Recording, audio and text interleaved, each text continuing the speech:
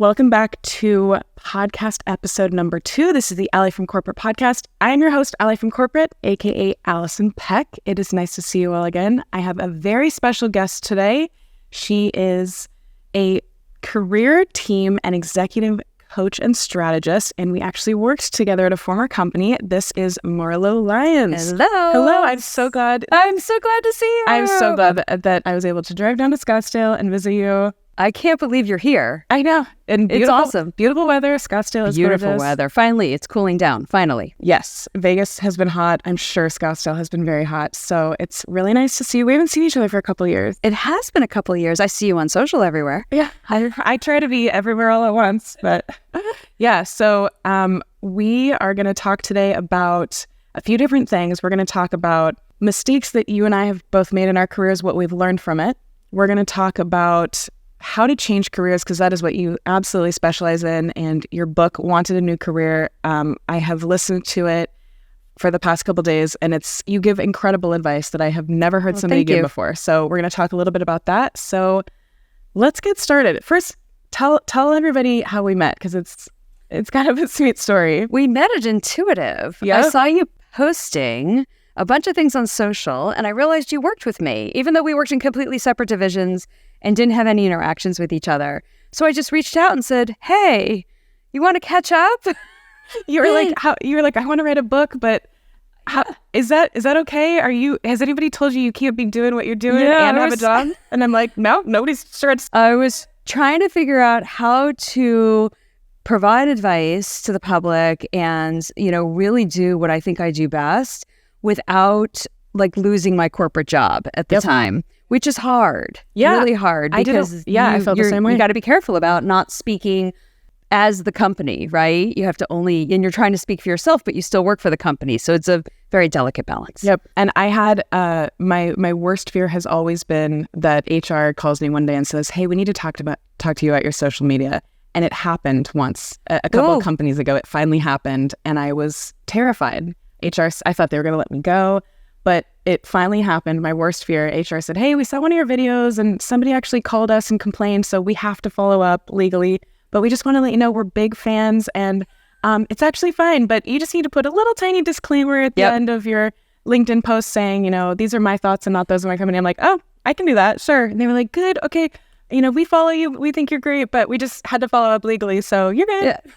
So you're lucky. It wasn't that bad. I had that posting on my LinkedIn for a long time. Yeah. Exactly. Good. Super critical. Yes. So let's talk about your book. So your book is called Wanted a New Career, and you won the award for Best Self-Help Book in 22? Yes, I did. Congratulations. Thank you. How was that? It was awesome. I wrote the book because people have been asking me for years and years, how do you change careers? How did you do that? How did you do that? And when they asked me, how did you do that? I'm like, okay, I'll tell you how I did it. But then I realized, there's actually a way to do this and do it successfully. And I can't talk to everybody in the universe. So if I put it in a book and I give basically step-by-step instructions, then anybody can learn how to change their career. Yes. So that's why I wrote it. And I have a lot of people who are going to be listening to this and who follow you and I both on social media. And I've gotten a lot of DMs where they say, "I'm in this job right now, but I really want to do this. I don't know how to transition." And so I try to teach them about transferable skills. And you talk a lot about that in your book. I do. And sometimes it's hard to draw parallels between a waitressing job and a project management job, but it can be done. There are skills in every job. Yes. Every job. You could be working in a grocery store, and there's nothing wrong with working in a grocery store. There are tons of skills you gain in a grocery store, everything from prioritization to organization to soft skills, aligning with your management on how you're going to set things up, being responsible and showing up on time. There are all sorts of skills, and every single job you gain skills. You just have to be able to look at them through the lens of the new job. Yep.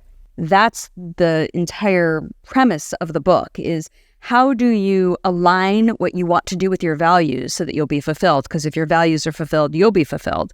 And then how do you transfer your skills through the lens of the new job? Yes. So you talk in your book about how to identify what your values are, which is not so easy for a lot of people. Where would somebody start if they're like, "I don't know what my values are"? I mean, you can Google a list of values, but how do you really sit and think, what are my values? Values are what's important to you. That's it. What is important to you? What is important to you at work? What is important to you in the environment at work? What is important to you in the job that you're doing? What is important to you in the interactions that you're having? So if you ask yourself those questions, what is important to me in my work? Well, I like to do tactical work, or I like to do projects that are short term, not long term. I like things that have a big impact. What do you enjoy? If you spend time during your week thinking to yourself, what gives me energy? What depletes my energy? Yep. Right? And you put a line down the middle of the paper. Here's what gives me energy. I love this conversation with Allison because I got to talk about career and I just like Allison. Or what depletes my energy? Preparing for a speech that I'm not interested in giving. Right? Yeah. And then you can really hone in on what's important to you and what's not. The problem is people will say that they like something that they don't necessarily like because of societal pressures. Yes. They will. I love to learn. Okay. So if I gave you a stack of books and I gave you a television, which thing would you do? Well, if I'm going to watch Seinfeld reruns, doesn't mean I don't like to learn, but maybe I like to learn organically. Or maybe I like to learn about history, or I like to learn about anthropology. But I don't necessarily like to just learn all the time. I'm not Bill Gates. I'm not reading 20 books in the year or 30 books in the year. Right. So really honing in on what you like and what gives you energy is critical. Absolutely. And you have so much experience with doing this because you've probably had to reevaluate your values because you've had a ton of different careers, right? Your values change as you grow up. Yes. Right? You have different values when you're first out of school than your values after you have children. Now that I have children, my values have completely changed. Things that are important to you change. And so you evaluate them every 3 to 5 years or after any big event and see, have they changed? Is there something, does a value, a specific value may stay in your list of values, but the meaning of that value may change. So for example, if I ask you, what does flexibility mean to you today? It means? Flexibility to me means being able to do something different tomorrow than I did yesterday and not feel like I have to stick to my routine. You know, if I want to stay in bed all day, it's okay. I can give myself grace and stay in bed. If I want to sign up for a marathon, I sign up for a marathon. So it just means doing things differently without having to feel like I've put myself in a box and I have to stay there. Okay. So flexibility for you means being able to do what you want to do every day and being able to do it at the time you want to do it. Yep. Okay. Flexibility for me means getting to my kids' basketball game. Yeah, I was there yesterday with cheer, being able to have the opportunity to work when I want to work and be with my children when I want to be with my children. And not doing it on a clock in corporate. Yeah, but some doing it people on love my that. time. And some right? people love being on a clock in corporate, and they love do. the 9 to 5. Absolutely. They love the routine. Structure, the rigor. Yep. Yeah. But if you look, the word flexibility is a value. It means completely different things to you and to me. Mm-hmm. And so that's why people don't align with other people or with certain jobs, is because they say, you told me this was a flexible job. But that means something what? different to It means them. something different to the company than it means to you. And so you have to understand what the value means to you. And you have to define that value. And then you align your values to the skills and capabilities that you have to find the career that you want. Yes. And in an interview, if somebody says this is a flexible job or it's a dynamic work environment, what does that mean? You can ask them to define it. You can say, what does that mean for you? And right. I've done that all kinds of interviews. I've asked people, what does that mean to you? What do you mean fast-paced environment? And then it turns out people are working 80 hours a week, and I'm not interested in that. But sometimes a fast-paced environment means they make decisions quickly, which Very I different. love. That is a value of mine. I love quick decision making. So exactly. Good information. You also talk about in your book that life isn't linear. Can you tell me what that means? It means that whatever job you take coming out of college does not have to be your career forever. Nothing in life is linear. Think about weight loss and weight gain. People go up and down and up and down. Nothing in life is exactly going to go in a perfect line, or go perfectly up, right? You have to take things as they come and decide, why am I unhappy? Why am I not fulfilled? And then figure out, what is the pivot? at that point, and the pivot might be to go down before you go up again, or the pivot might be to go up and then down. The one thing I have learned is that money used to be incredibly important to me. It meant security. Money still means security to me, but I don't need as much of it. Does that make sense? Absolutely. And so you may want to be a millionaire, but understand the reasons why behind that. Or you may decide, I just want to be comfortable and be able to live my life the way I want to live, and I don't need $1 million to do that. Oh, interesting. So that's why life isn't linear, because life is never going to go straight up. It's never going to go straight across. It's never going to be perfect in the way you want it, because something will always happen. But if you roll with it and figure out the whys behind it, then you can have a fulfilling life. I love that. Life isn't linear. I'm going to live by that. It's a good reminder, because sometimes I look at my social media analytics and it's trending downward, but I know the next week it'll be trending in a different direction. So you're absolutely right. Absolutely. Everything changes, and it can change on a dime. Yes. And it can change because of something outside of your control. Probably Absolutely. Most of the time it does. Absolutely. Yeah. Absolutely. I love that.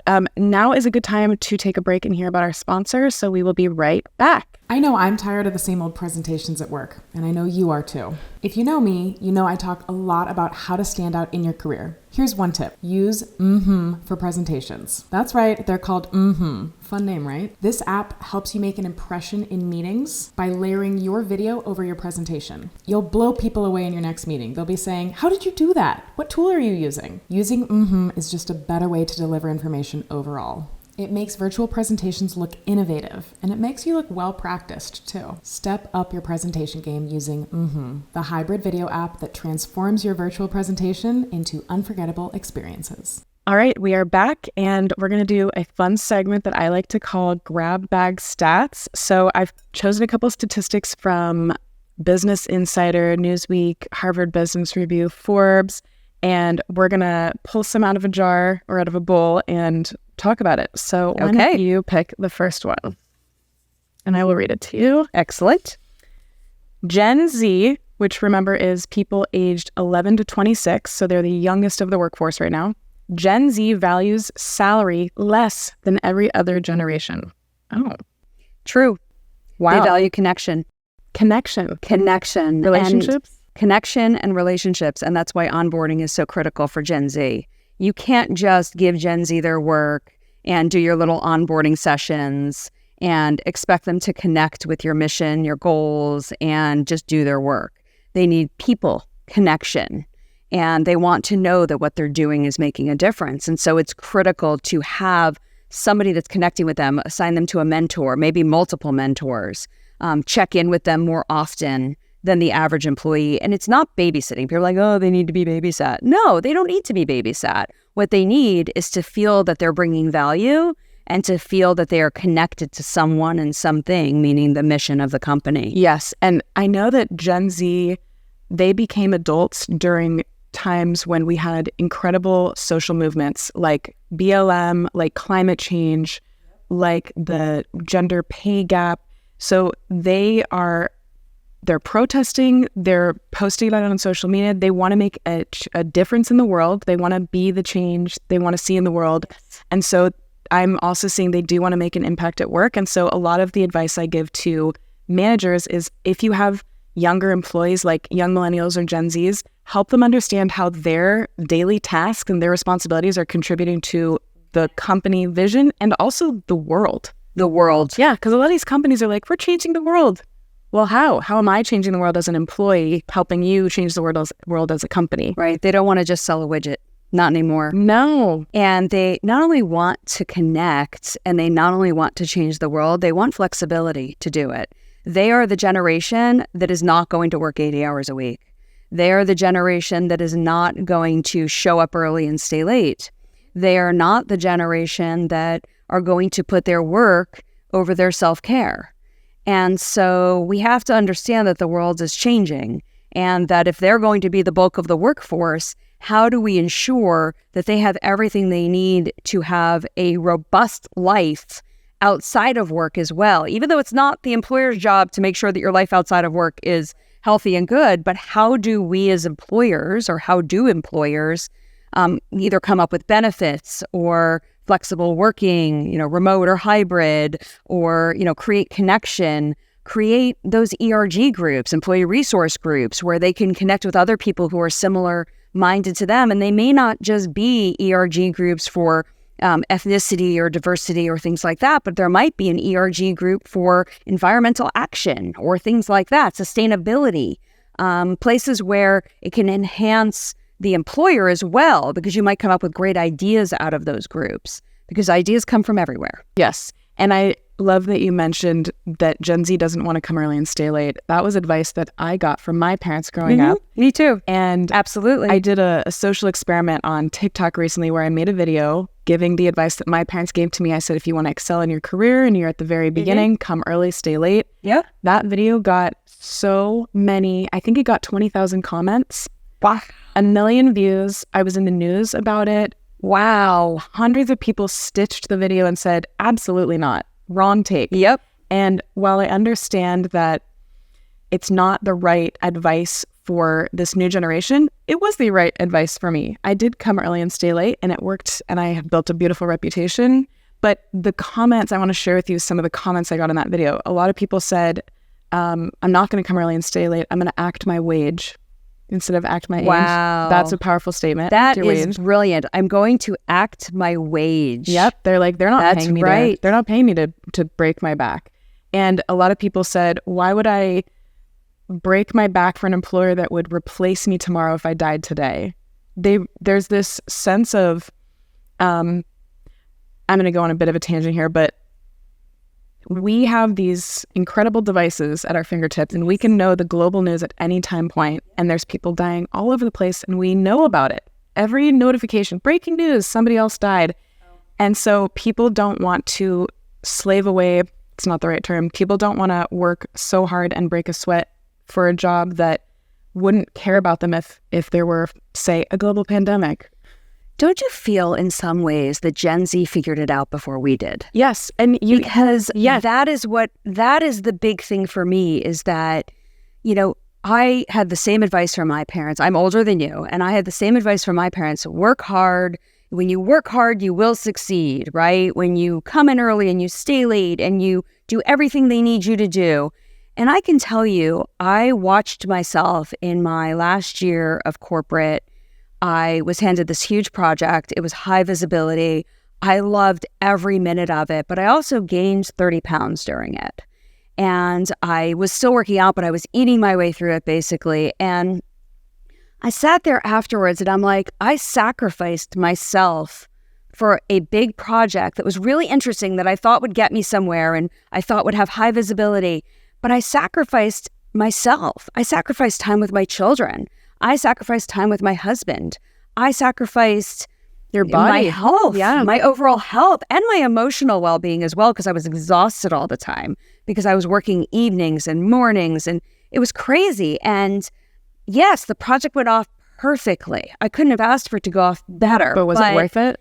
It wasn't worth it. It was not worth it. And I learned from that I cannot sacrifice myself anymore to do things that are not aligned with my values and what's important to me. Yeah. And my health is super important to me. Anybody who knows me knows that I work out every single morning. Now, I am not the most fit person, but I am strong and I feel healthy.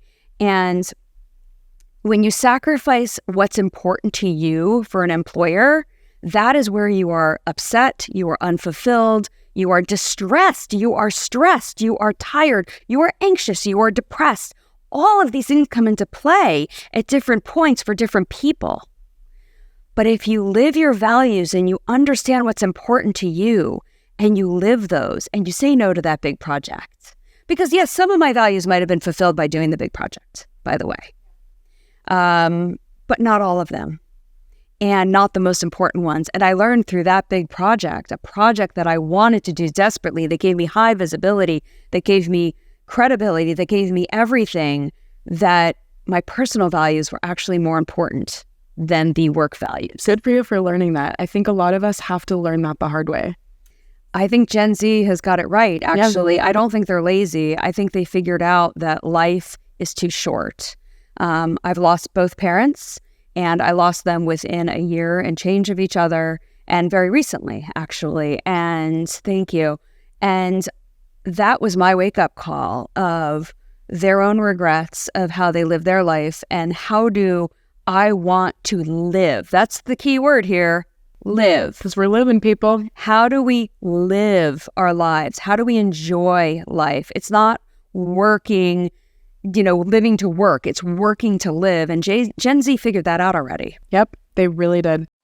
This concludes part 1 of the Alli From Corporate podcast with guest Marlo Lyons. Make sure to tune in for part 2.